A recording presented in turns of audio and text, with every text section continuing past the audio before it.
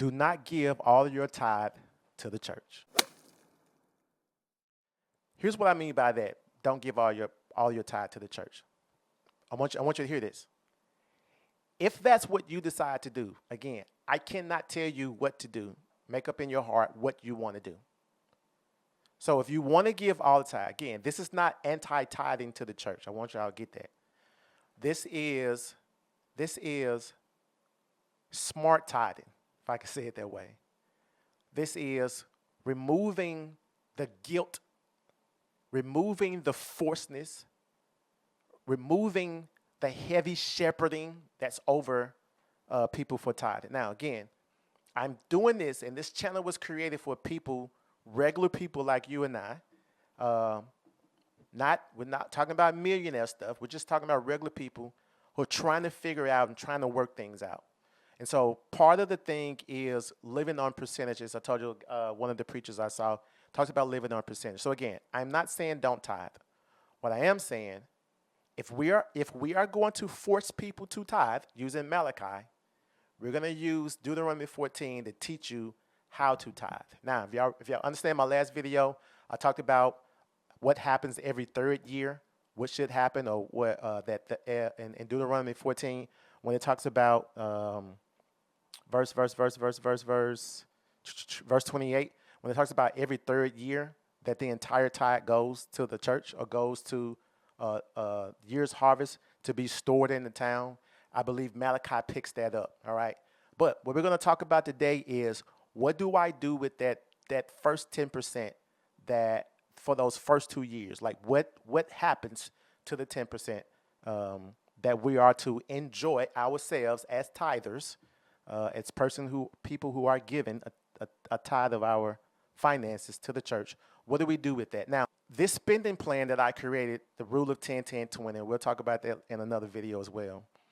This rule of 10, 10, 10, 10, 10, 20 does take into consideration the 10%. That's like tithing is a part, or giving 10% is a part of that. But what I notice, or what I'm trying to do, is help people who it's like they're still having problems. They're tithing or giving the entire 10% to the church, and then they're still coming up short, and they're trying to figure out what do they do with food. And so I want to try to help the people who are having this struggle of do I feed my family or do I give to the church? And so what I think I've come up with a great way where you can do both, where you can feed your family as well as you can give to the church. And I'm using the text. Now, again, I'm just using this as a basis or a principle, not a financial advisor. Can't tell you what to do. I'm just giving you what I see in the text, all right? So if we go to Deuteronomy 14, we're going to pick up at verse 25. Well, let's do 24. 24, 25 going to go together. All right, here we go. So verse 24 says, it says, now when the Lord your God blesses you with a good harvest, the place of worship he chooses for his name to be honored might be too far for you to bring the tithe. So they got a tithe. They got these bags, and they got these animals on their back, and they trying to carry. And it's like it's a long way to get to the place that we're supposed to honor God and enjoy this tithe with our household.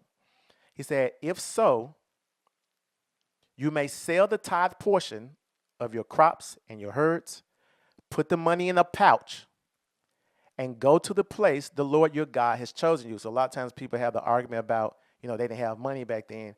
And all the versions, I'm reading the New Living Translation, but even in the King James and the New King James, that text says money, all right?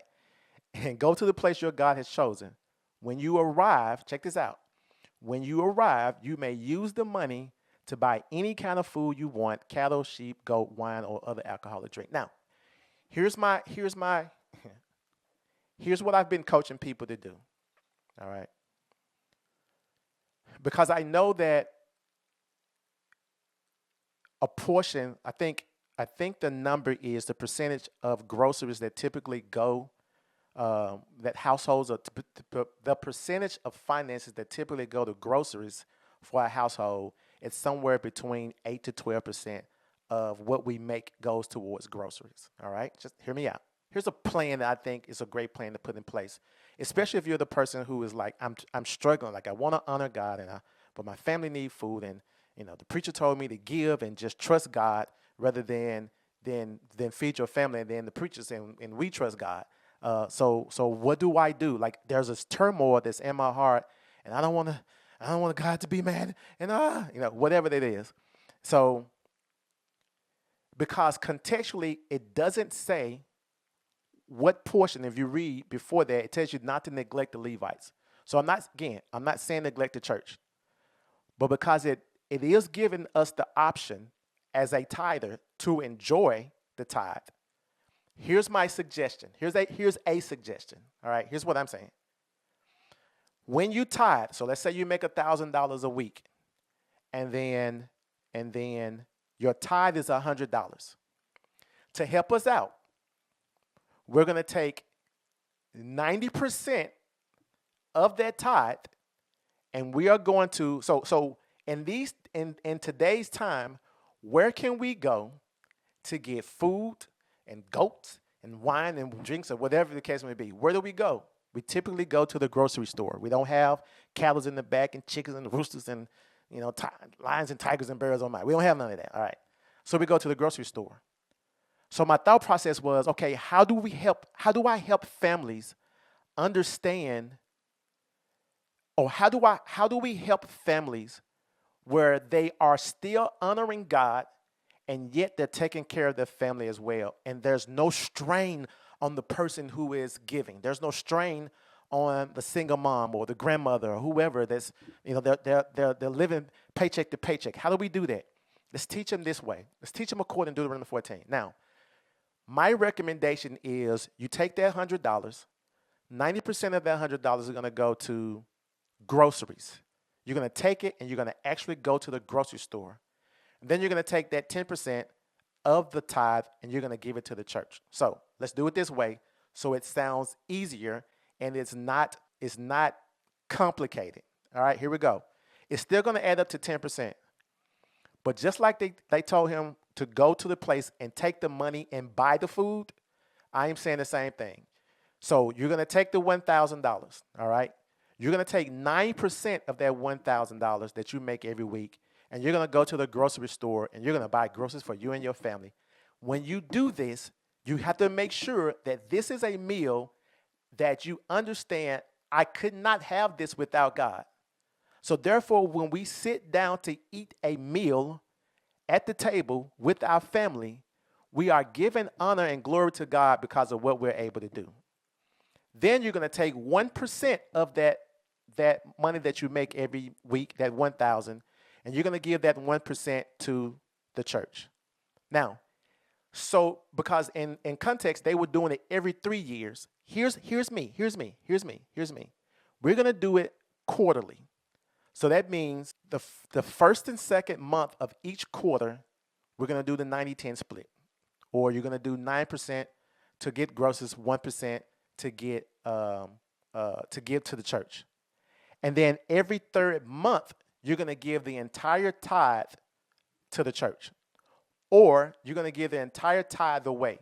In other words, you're going to give 25% of that tithe to the church, 25% of the tithe goes to orphan, 25% of the tithe goes to widows, 25% of the tithe goes to the homeless. And that's how you split that tithe up every quarter. So again, first quarter, January and February, you do the split.